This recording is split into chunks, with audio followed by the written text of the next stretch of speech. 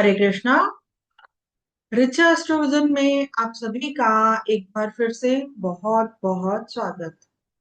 आज का ये जो वीडियो है ये बहुत इंटरेस्टिंग रहने वाला है, क्योंकि आज हम बात करने वाले हैं बाधक ग्रह के बारे में। यानी कि हमारी कुंडली का ऐसा ग्रह जो कि हमारे जीवन में बाधाएं, ऑब्स्टेकल्स क्रिएट करता है, बहुत सी प्रॉब्लम्स को क्रिएट करता है। तो क्योंकि हर लगन के लिए, हर लगन के व्यक्ति के लिए बाधक ग्रह जो है वो अलग अलग होता है। तो किस लगन के लिए कौन सा ग्रह बाधक बनेगा, इसके बारे में भी हम जानेंगे। और क्यों कोई ग्रह हमारे लिए बाधक बनता है और ये किस तरह की प्रॉब्लम्स को हमारे जीवन में क्रिएट करता है, उसके बारे में भी हम जानेंगे। इसके साथ ही हम ये भी जानेंगे कि किस तरह से बाधक ग्रह की महादशा या अंतर्दशा किन कंडीशंस में हमारे जीवन में धन प्राप्ति के योग भी बनाती है, फाइनेंशियल गेन्स के रिसोर्सेस को भी बढ़ाती है। और ये भी जानेंगे कि किस तरह से बाधक ग्रह की महादशा हमारे जीवन में मोस्ट चैलेंजिंग, एक बहुत ही मुश्किल टाइम पीरियड हो सकता है। और इसी तरह से अगर बाधक ग्रह की महादशा में ही शनि साढ़े साती भी आ जाती है, तो किस तरह से प्रॉब्लम्स की जो इंटेंसिटी है वो किस हद तक बढ़ सकती है, उसके बारे में भी हम जानेंगे। और आखिर में हम जानेंगे कि इस सारी नेगेटिविटी को कम करने के लिए हम क्या रेमेडीज अपना सकते हैं। तो आइए शुरुआत करते हैं। बाधक ग्रह यानी कि हमारे बर्थ चार्ट का ऐसा ग्रह है जो कि हमारे जीवन में ऑब्स्टेकल्स यानी कि बाधाओं को क्रिएट करता है। और अक्सर हम देखते भी हैं कि बाधक ग्रह की महादशा या अंतर्दशा के दौरान हजार कोशिशें करने के बाद भी व्यक्ति के काम नहीं बनते, या फिर उसको डिजायर्ड रिजल्ट्स नहीं मिलते। और व्यक्ति ये सोचने पर मजबूर हो जाता है कि आखिर गलती कहाँ पर हुई। और बहुत बार व्यक्ति लाइफ में इस कदर स्टक फील करता है कि उसे ये फील होने लग जाता है कि इस लेवल के आगे तो वो जा ही नहीं सकता। तो उस स्थिति में हमारे बर्थ चार्ट के बाधक ग्रह का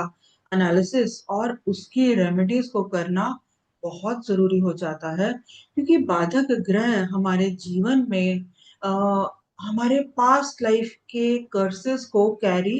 कर रहा होता है। आगे बढ़ने से पहले हम ये जानेंगे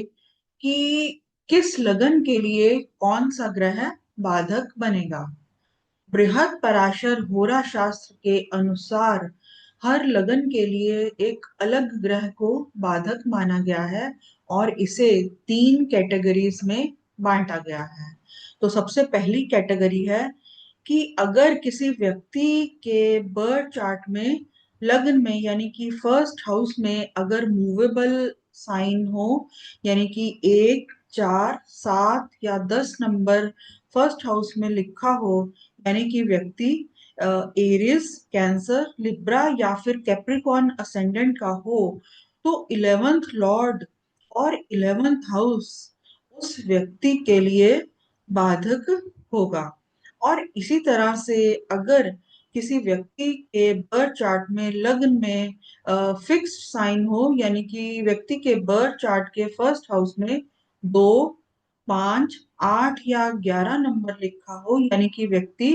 टॉरस, लियो, स्कॉर्पियो या फिर अक्वेरियस असेंडेंट का हो, तो उस व्यक्ति के लिए 9th हाउस और 9th लॉर्ड बाधक होगा। और इसी तरह से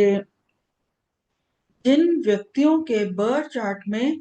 लग्न में ड्यूअल साइन है, यानी कि व्यक्ति के बर्थ चार्ट के फर्स्ट हाउस में अगर 3, 6, 9 या 12 नंबर लिखा है, यानी कि व्यक्ति जो है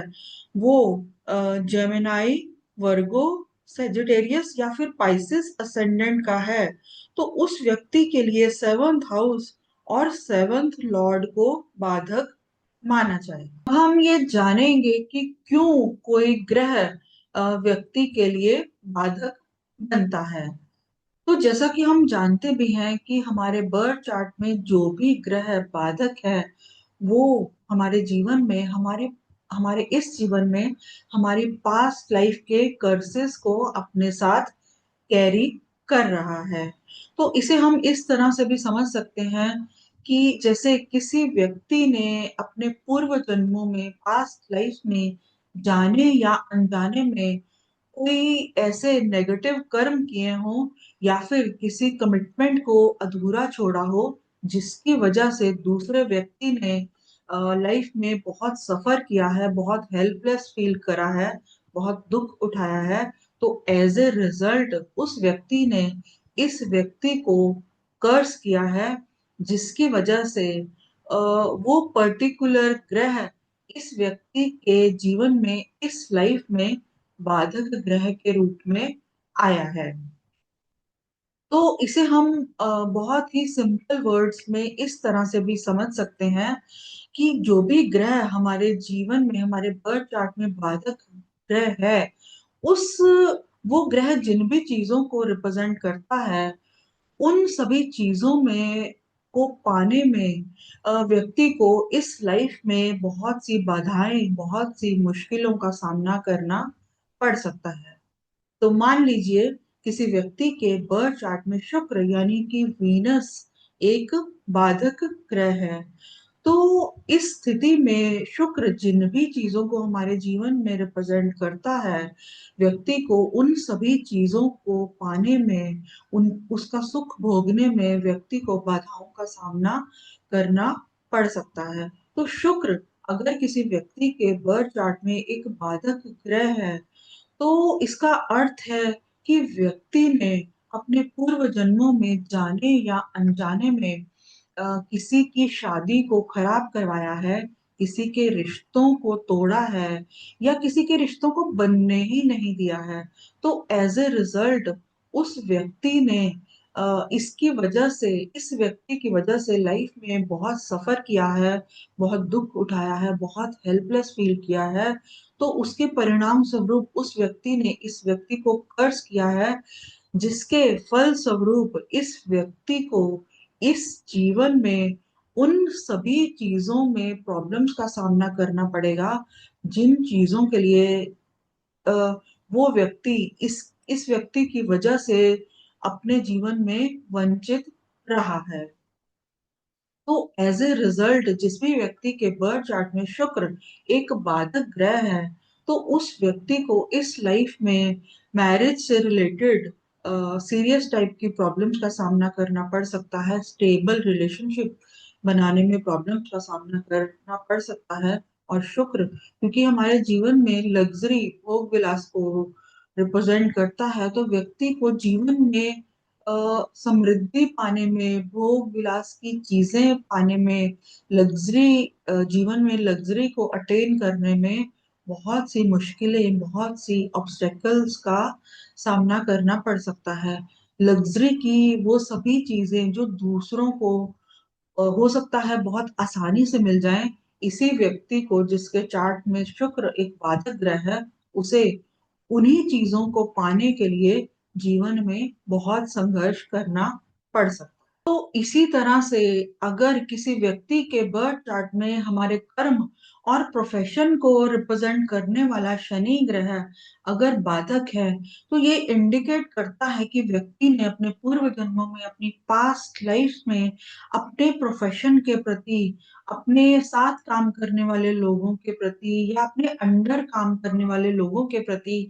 सीरियस किस्म की गलतियां की हैं, उनके प्रति अपनी रिस्पॉन्सिबिलिटीज को, अपनी कमिटमेंट्स में को पूरा करने में लापरवाही की है। तो एज ए रिजल्ट दूसरे लोगों ने बहुत सफर किया, बहुत दुख उठाया और इस व्यक्ति को कर्ज किया।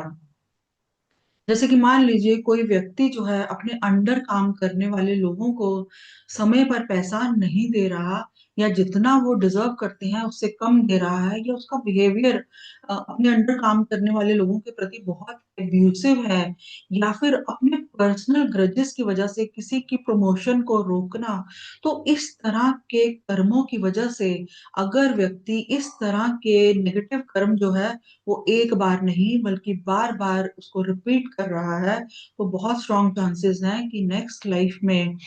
शनि ग्रह जो है उसके बर्थ चार्ट में एक बाधक ग्रह हो। तो एज ए रिजल्ट जिन भी व्यक्तियों के बर्थ चार्ट में शनि ग्रह एक बाधक ग्रह होगा, तो हम इस चीज को देखेंगे भी कि ऐसे व्यक्ति को बहुत टैलेंटेड होते हुए भी, बहुत हार्ड वर्क करने के बाद भी ये लोग जो हैं अपने प्रोफेशन में उस ऊंचाई तक, उस लेवल तक नहीं पहुंच पाते जो कि वो डिजर्व करते हैं। हम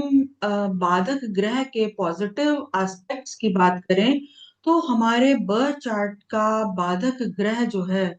वो हमें ये सिखाता है कि बाधक ग्रह की महादशा या अंतरदशा में हम तभी आगे बढ़ सकते हैं अगर हमारे में बाधाओं का, ऑब्स्टेकल्स का सामना करने की हिम्मत हो। तभी हम उनसे लड़कर अपना एक नया रास्ता जीवन में बना सकते हैं। और इसी तरह से बाधक ग्रह की महादशा या अंतरदशा जो है वो व्यक्ति के जीवन में धन प्राप्ति के सुयोग भी बनाती है, कुछ एक कंडीशंस में। जैसे कि नव तारा सिस्टम के अनुसार अगर जो भी हमारे बर्थ चार्ट में बाधक ग्रह है, वो अगर नव तारा सिस्टम के अनुसार अगर वो एक संपत तारा है या एक साधक तारा है, तो उस स्थिति में बाधक ग्रह की महादशा या अंतरदशा में व्यक्ति को धन प्राप्ति हो, और व्यक्ति के जीवन में फाइनेंशियल गेन्स होने के रिसोर्सेस बने, इस बात के भी बहुत स्ट्रॉन्ग चांसेस बनते हैं। तो इस तरह से कुछ एक कंडीशंस में बाधक ग्रह व्यक्ति के जीवन में धन प्राप्ति के अवसर भी क्रिएट करता है। तो बाधक ग्रह हमारे जीवन में किस हद तक प्रॉब्लम क्रिएट कर सकता है, बाधक ग्रह की महादशा में हमें किस हद तक प्रॉब्लम्स का सामना करना पड़ सकता है, ये डिपेंड करता है हमारे बर्थ चार्ट में बाधक ग्रह की स्ट्रेंथ के ऊपर। और इनफैक्ट बाधक ग्रह की महादशा स्टार्ट होने के कुछ एक महीने पहले ही हमें हमारे जीवन में इसका इफेक्ट दिखाई देने लगता है, अपने जीवन में बढ़ती हुई प्रॉब्लम्स को देखकर। तो इसी तरह से अगर हमारे बर्थ चार्ट में जो भी बाधक ग्रह है, तो वो वही बाधक ग्रह अगर हमारे बर्थ चार्ट में हाईएस्ट डिग्री प्लैनेट भी है, यानी कि बाधक ग्रह ही अगर बर्थ चार्ट में आत्मकारक ग्रह भी है, तो उस स्थिति में बाधक ग्रह की महादशा या अंतरदशा में व्यक्ति को मल्टीपल हेल्थ इश्यूज की वजह से बहुत कुछ झेलना पड़ सकता है, बहुत कुछ सफर भी करना पड़ सकता है। मुसीबत कभी अकेले नहीं आती। तो अगर मान लीजिए बाधक ग्रह की महादशा चल रही हो और उसमें शनि की साढ़े साती शुरू हो जाए, या फिर शनि की चतुर्थ ढैया आ जाए, या फिर शनि की अष्टम ढैया आ जाए, या इस सारी स्थिति के चलते बाधक ग्रह की महादशा शुरू हो जाए, तो व्यक्ति के जीवन में स्ट्रगल जो है वो बहुत बढ़ सकता है। और बहुत बार तो व्यक्ति को अपनी डेली रूटीन को पूरी करने में भी बहुत स्ट्रगल करना पड़ता है। वो सब काम जो पहले एफर्टलेस हो रहे थे, उन्हीं छोटे छोटे कामों को करने के लिए अब एक्स्ट्रा एफर्ट लगाना पड़ सकता है, और व्यक्ति के जीवन में सभी चीजें जो है वो बहुत स्लो होने लग जाती हैं। तो अगर हम शनि साढ़े साती के बारे में बात करें, तो इससे जुड़ा एक बहुत ही इंटरेस्टिंग फैक्ट जो है वो ये है कि शनि साढ़े साती हमें हर उस चीज का रिजल्ट देती है,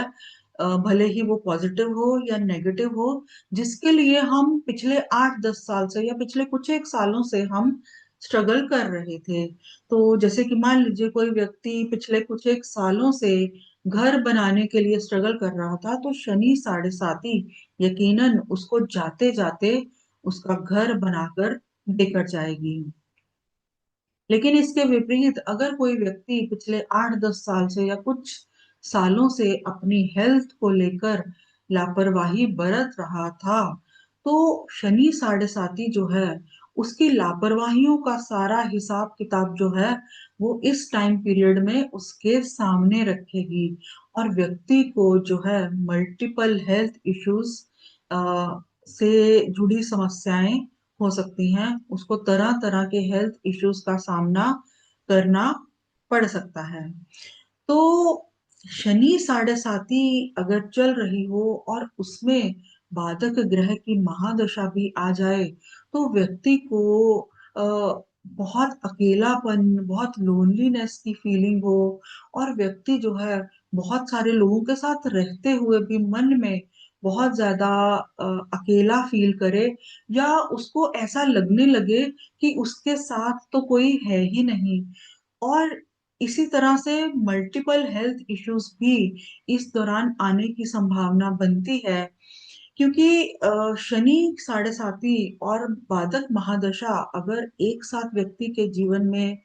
चल रही हो, तो व्यक्ति के जीवन में इस बात के बहुत स्ट्रॉन्ग चांसेस हैं कि वो जो मल्टीपल हेल्थ इश्यूज हैं वो मेटाबॉलिक सिंड्रोम जैसी प्रॉब्लम्स की वजह से भी हो, क्योंकि व्यक्ति के जीवन में सभी चीजें जो है वो बहुत स्लो चल रही हैं, और उसका जो इफेक्ट है वो अगर कुछ रेमेडीज भी कर रहा है तो उसका इफेक्ट भी बहुत स्लो उसको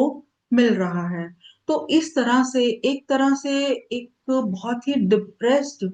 टाइम फेज भी व्यक्ति के जीवन में इस तरह से हो सकता है। तो बाधक ग्रह की महादशा के दौरान व्यक्ति को हर काम में रुकावटों और देरी का सामना करना पड़ता है। तो इसी तरह से अगर हम बाधक ग्रह की रेमेडीज की बात करें, तो बाधक ग्रह की महादशा या अंतरदशा के दौरान व्यक्ति को विघ्नहर्ता विघ्न विनाशक गणपति जी की आराधना जरूर करनी चाहिए। और इसी तरह से अगर बाधक ग्रह की महादशा के दौरान व्यक्ति को मल्टीपल हेल्थ इश्यूज का सामना करना पड़ रहा है, तो उस स्थिति में सूर्य देव की आराधना भी जरूर की जानी चाहिए, क्योंकि सूर्य देव जो हैं वो हमारे जीवन में इम्यूनिटी को भी रिप्रेजेंट करते हैं, हमारी बीमारियों से लड़ने की क्षमता को भी सूर्य देव ही रिप्रेजेंट करते हैं। तो हम हमारे जीवन में बीमारियां, हेल्थ इश्यूज आते ही तब हैं जब हमारी इम्यूनिटी लो होती है, तो सूर्य देव की आराधना हमें इसमें बहुत हेल्प कर सकती है। और इसी तरह से जो भी ग्रह हमारे बर्थ चार्ट में बाधक है, उस ग्रह से जुड़ी अच्छी चीजों को हमें हमारे जीवन में अपनाना चाहिए, उस ग्रह से जुड़े कारक तत्वों को हमें हमारे जीवन में अपनाना चाहिए। तो इस तरह से छोटी छोटी चीजों को करके हम बाधक ग्रह की वजह से होने वाली प्रॉब्लम्स को अपने जीवन में काफी हद तक कम कर सकते हैं। तो ये था मेरा छोटा सा विश्लेषण। अगर आपको मेरा ये वीडियो अच्छा लगा हो तो मेरे चैनल को सब्सक्राइब करें, मेरे वीडियो को लाइक करें। हरे कृष्णा।